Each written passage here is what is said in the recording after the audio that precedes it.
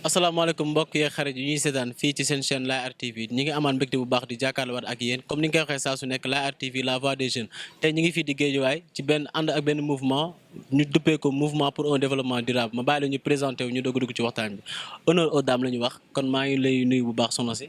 maa ngi lay nuyu Maya. tur bi naka la. maa ngi tudd Anna Maguette Mendy bokk ci mouvement M2D di présidente de la section féminine maa ngi nuyu aussi internautes yi ñuy seetaan. sëñ bi baax maa ngi lay nuyu bu baax. maa ngi lay nuyu Mayabe maa ngi tudd Cheikh Ahmed Tidiane Faye coordonnateur du mouvement pour un développement durable maa ngi nuyu suñu internautes yu ñuy seetaan yëpp. bon ginnaaw bu ñu nuyoo li ma bëgg njëkk laaj leen mooy exactement kañ ngeen créé li nga xam ne mooy mouvement bi. waaw mouvement bi ñu ngi ko créé il y a de cela 2 mois ay jeunes yoo xamante ne ñoo bokk même ambition bokk même vision ñu ne pourquoi pas duñu dajaloo comme fii lañ dëkk fii mooy suñu localité créer loo xamante ne dinañ au moins participer ci développement wu Guédiawaye. mais yéen pour commencer yéen am ngeen fit de. am ngeen fit parce que tey 2 mois takk ngeen bëgg jublu ci li nga xam ne mooy le 28 naan da ngeen di def ay dons est-ce que am ngeen doole boobu exactement. je dirais oui parce que tey fii lañ juddoo fii lañ màggee xam nañ bu baax lan mooy vice yu nekk biir Guédiawaye donc ñu yàgg a toog di xalaat ñi ngi soog a mettre en place li nga xam ne mooy mouvement bi il y a de cela 2 mois. 2 mois ngeen bëgg def. bien sûr je pense que c'est possible parce que xam nañ waa Guédiawaye li ñuy jooy donc buñ jugee pour taxaw ak ñoom taxawu leen ci côté boobu yaakaar naa ne dina doon loo xam ne droit au but lay nekk. exactement su ma la déggee li ngay wax mooy yaa ngi wax ak cri de cœur Guédiawaye exactement lan la ñuy jooy ba mu jaral leen looy. effectivement parce que xol la ñuy waxee ndax tey boo juddoo ci benn localité yàgg gis loo xam ne dañ koy jooy lu ci mel ni tey dañ daan jàngi suñu yaay di tiit ndax dinañ dem ci jàmm ñëw ci jàmm muy insécurité buy présenté wu. kon tey je pense que ñun suñu ay frères yu nekk ci suuf walla suñu ay doom yu ñëw bëgg nañ leen génnee ci njàqare boobu nga xam ne ñun moom lañ doon dund ndax on parle de développement durable donc dañuy xool suñu bopp ñun lan la ñuy dund ñu dindi ko. ba éviter ko ñun ñi nga xam ne ñoo xam ne ñëwaguñ incha allah. am ngeen combat bu doy waar parce que man Anna personnellement su nekkee man rek moo tax may wax damay ragal am gel Guédiawaye parce que damay naan su may ñëw di doxaan si par exemple tey su may ñibbi dañ may agressé. waaw loolu noonu bokk na ci li nga xam ne moo tax ñu jóg parce que tey ñun ñoo nekk doomu gox bi donc lépp loo xamante ne solution la ñun ñoo ko fi war a apporter waruñu ku nekk toog sa kër di xaar li nga xam ne nii lan la Guédiawaye war a def ci man dañoo war a jóg ne lan laa mën a apporter pour Guédiawaye donc tey da ngay génn yeneen zones yi boo nee Guédiawaye laa dëkk sax ñoom da ngay gis ragal ci seen bët yi. man damay tiit man mi góor laa mais tey 23 heures du ma fekk. waaw donc nag il est temps que loolu yëpp que mu arrêté te pour mu arrêté tey jeunesse bi ñoo war a taxaw dindi loolu noonu xool li nga xam ne ni mooy ay stratégie ut ay solution def liggéey ko. jeunesse bi moo war a taxaw wala tey ñi nga xam ne tey ñoom la ñu jox pour ñu jiite Guédiawaye ñoo war a taxaw muy maire bi nga xam ne tey mooy jiite Guédiawaye muy le président Aliou Sall. effectivement loolu bokk na ci suñu ay ambition parce que tey képp koo xam ne jàpp nañ ne acteur de développement nga bëgg nañ toog ak yow parce que ñun jàpp naa ne tey Guédiawaye lu koy développé ci suñu loxo lay jógee parce que tey am nañ benn vision futuriste boo xam ne tey war nañ ko mën a mettre en place ak ay plan d'action yoo xam ne lépp loo xam ne luy stigmatisation buñ am vis-à-vis ñeneen ñu dëkk ci ville bi ak sentiment d'infériorité bi nga xam ne waa Guédiawaye moom la ñuy dund fii ni ñu nekk bëgg nañ loolu noonu yëpp dañ à travers ce mouvement. est-ce que jot ngeen dugg ci koñ yi waxtaan ak nit ñi waxtaan ak seen mbokk jeunes yi aussi parce que xam naa ne tey même ñi toog sama ginnaaw tey mouvement bi mën naa ne tey bëri na bëriwul mais li nekk Guédiawaye tey est-ce que yooyu dugg ngeen sensibiliser ñi nga xam ne tey ñoom ñoo tax tey ngeen sonn ni effectivement parce que tey buñ ne waxuñ Sam Notaire waxuñ golf Guédiawaye lañ wax le département de Guédiawaye te bépp jeune boo xam ne yaa ngi ci Guédiawaye que ça soit Wakhinane Nimzatt que ça soit Ndiarème Limamoulaye dañoo dajale ay jeunes déjà y a des papas suñ comment dirais-je président organisation Ndiarème Limamoulaye la dëkk suñ président fii mi la dëkk man maa ngi dëkk cité Adama Diop déjà gis nga côté bu nekk dañ fa jël pour bu ñu ñëwee toog pour balaa ñuy mettre en place ku nekk dafa wax sa koñ lan ngay dund déjà mu fekk ne ñun yàgg nañ ko gis à la télé yàgg nañ ko dégg ci rajo yi carrément situation Guédiawaye lan la ñuy souffrir seen biir xol ñu taxaw pour mettre en place ay plan d'action yoo xam ne tey yooyu yëpp dina fi jógee. mission métti na de. bien sûr que métti na mais rien n'est impossible. su ma ñëwee ci jigéen ñi yow Anna tey jigéen nga yaa ngi jàngi yaa ngi wàcc di ñëw di xool sa mbokk jigéen ñi fii Guédiawaye tey ñu ngi suñu yaay tey par exemple tey dañuy ñëw yow 4 heures du matin di jógee Guédiawaye et cetera yow loolu lan la lay def soo gisee jigéen ñi peut-être ñu xaw leen écarter tuuti ci li nga xam ne tey moom mooy développement wu tey Guédiawaye. d'accord ci loolu. benn formation aussi. waaw c'est vrai gis nga jigéen dafa am benn place bu am importante bu muy représenter ci société bi donc tey jigéen mooy li nga xam ne tey mën naa ne mooy moteur bi nga xam ne moom mooy doxalu machine société bi donc tey ñun tamit dañoo war a jóg taxaw non seulement di réclamer suñuy droit mais aussi suñuy devoir li ñu war ñu def ko réclamer suñuy droit mooy tey gis nga ne tey aujourd'hui jigéen ñi leur droit tout le temps dañ koy violer yaa ngi gis les femmes battues les femmes violées comprendre nga loolu dafa bare donc il est temps que ñun tamit ñu taxaw revendiquer suñu droit mais tamit à côté ñu taxaw def li nga xam ne mooy suñu devoir suñu ne jigéen mooy moteur bi nga xam ne mooy doxal machine bi comme jigéen dafa am rôle bu am importance bu muy jouer ci société bi n'est-ce pas tey rôle boobu noonu ñun en tant que femme moom lañ taxaw pour jouer ko xool ñi nga xam ne tey ñu ngi seen kër yi defuñu dara ñu dugg seen biir kër yi xool nan lañ leen mën a jàppalee am na ay formation yu bari yu fi nekk ñu xool ko nekk. tey mouvement bi tey yan stratégie la teg tey pour xale yu jigéen ñi nga xam ne tey ñoom nekk nañ jigéen te amuñu formation amuñu liggéey amuñu tey nekk ñu maquillage bi nekk. waaw d'accord. waaw maquillage naa kay loolu aussi ñu ngi ciy dox am nañu dugg nañu jot nañu ut ay quelques partenaires maanaam tey ñu nga xam ne dañuy commencer ci li nga xam ne mooy xale yi nga xam ne ñoo nekk ci éducation bi parce que aussi jigéen ñi dañoo war a jàng dañoo war a apprendre que ne jigéen ñi aussi dañoo war a nekk ay leader bëgg nañ jigéen bu nekk tey nga am ci loo jàpp nga autonome comprendre nga moo tax ñu ne mouvement bi dafay dox ci autofinancement comprendre nga loolu moo tax ñun mouvement bi bokk na ci loo xamante ne dañ koy indi. ci autofinancement boobu est-ce que jot ngeen ci waxtaan ak yenn partenaires yi nga xam ne tey ñoom ci dina leen mën a jàppale ci côté boobu. waaw ñu ngi ciy dox parce que am na yenn acteurs de développement yu nekk biir Guédiawaye ay yenn responsables yoo xamante. comme ñan comme ki ci mel ni Bakary Traoré dem nañ toog ak moom en tant que acteur de développement mu pare pour tànn ñu la main pour tey lépp loo xam ne tey soxla nañ ko en tant que ci jeune Guédiawaye pare na pour gunge ñu si ba mu jeex. léegi ñu wax ci li nga xam ne tey moom mooy seen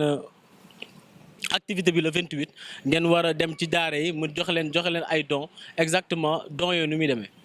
voilà dons yooyu déjà dañoo dem ku ci nekk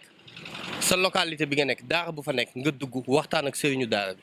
laaj ko ñoom ban besoin instant bi nii lañ soxla ñii ne nañu ceeb lañ bëgg ñii nañu ay dàll yu taalibe sol lañ bëgg ñii nañu ay mbàjj yu ñuy muuroo ndax période seddaay lañ nekk ñii nañu ay yëre yuñ sol di génn lañ bëgg kon déjà loolu yëpp ñu ngi koy mettre en place déjà ñu ngi def ay quête ñu ngi def ay comment dirais-je. commencé ngeen démarché yenn daara yi. voilà def nañ dem daanaka pare na daanaka def nañ daara yu ñu waroon dem yëpp. daanaka mais ñi am nañ fi temps 2 mois ñu dem ci daara yëpp. effectivement fii Guédiawaye. fii non pas gars yu daara yu nekk Guédiawaye yëpp mais dem nañ daara yuñ ciblé yëpp dem nañ fa. ba pare ñaata daara ngeen ciblé. déjà pour le moment ciblé gum nañ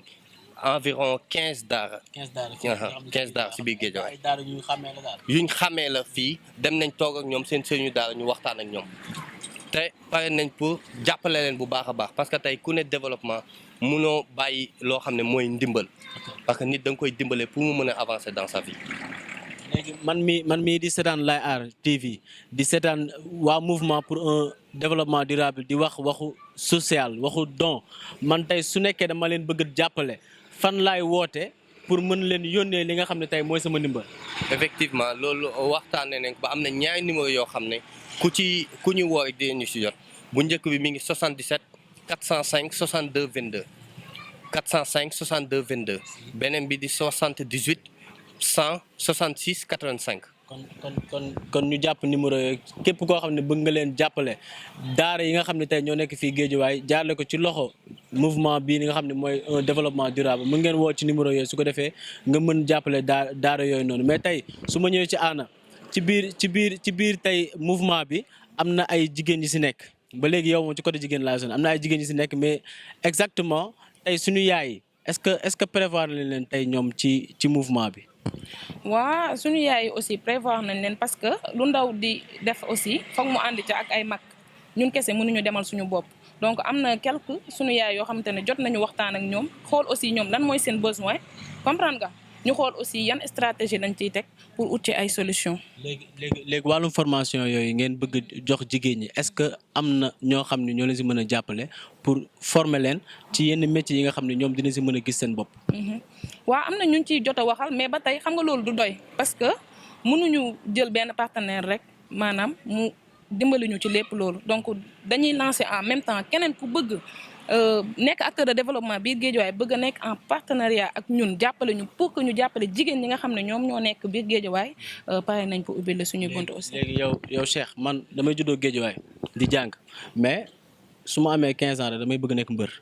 d'habitude loolu lan la leen def. en fait loolu daf ñuy tiital en tant que nit koo xam ne am nga benn vision futuriste boo xam ne yaa ngi prôné pour le développement local tey sunu ay xale bu ñu leen di gis ku ci am 15 ans ne da ngay bëri ji genre loolu daf ñuy tiital. parce que ça dafa dox. dafa dox mais bon dañuy dugal seen bopp yi déjà lu ñuy njëkk a def mooy sensibilisation won leen ne tey par exemple yenn avenir demain maanaam tey sunu mouvement on parle de développement durable. te ay jeunes la yoo xam ne tey dañoo regroupé wu ay intellectuels ay jeunes yoo xam ne ce sont des jeunes réfléchis yoo xam ne dañuy toog di xool demain xool nan lay demee te tey ku gis Guédiawaye xam ne soxla na ndimbal. mais mbëri tamit ay acteurs de développement lañ. bien sûr ay acteurs de développement lañ mais tey bu ñëpp nekkee ba je me dis que tey ëllëg bu nit feebaree kan moo koy faj bu nit waree jàng école kan moo koy jàngal kon déjà soxla nañ ñi nga xam ne ay avenir de demain la ñuy nekk pour tey. lépp loo xam ne intellectuel la biir Guédiawaye wala Sénégal entièrement mu yokk en fait suñu ay intellectuel kon tey dinañ mettre en place loo xam ne day dimbale xale yu jàng képp ku ci am bac ñu mettre la